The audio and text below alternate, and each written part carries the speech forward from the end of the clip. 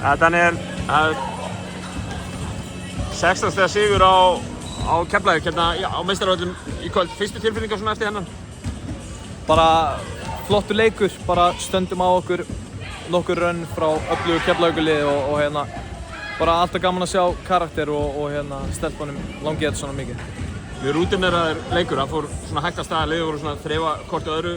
Fóruðu kannski svona minna að taka á skari rétt með þetta hjá mér? Já, ég held að bara það vildu allir sjá bara, þú veist, hvernig við værum að fara að spila vörn á boltaskrín og hérna hvernig coverage sem væri á ákveðin kerfi eða action og svo þarf bara að nitpicka bara pínu í það og bara finna opnanir og ég held að bara, já, bara hægt af staði, ég held að bara allir hafa verið að leita lausnum, sko. Já. Sóknarlega Keflavíkur liðið að gera nokkuð vel í dag, þrátt fyrir að boltinn færi kannski ekki alltaf ofan í þeim. Hlýtur nú að vera nóg að taka fyrir þjálfararteymið KR að fara yfir leik Keflvíkinga þessu?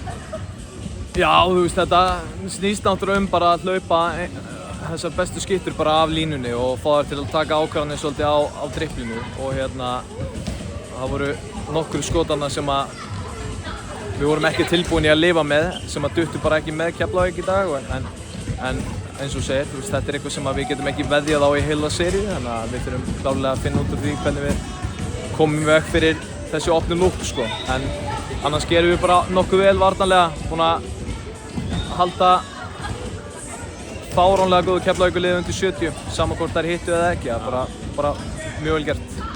Leikmenn þínir svona sóknarlega bara að tikka í boxinn. Það hlýtur að vera þægilegt svona í fyrsta leik seríu.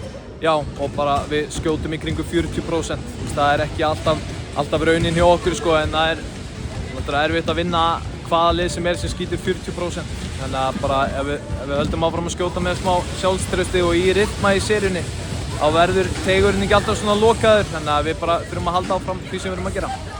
Ef Braslis vinstri handar húkið hérna í floater-spottinu einhvern veginn, til lífið vel með það? Ekkert sérstaklega. Hún átti örugglega 3 eða 4 þarna í þessum leik, sko, en henni líður greinilega vel með þetta og það er það sem skiptir máli, sko. Kæra þakkir Daniel og gangi ykkur vel í Keflavík. Takk.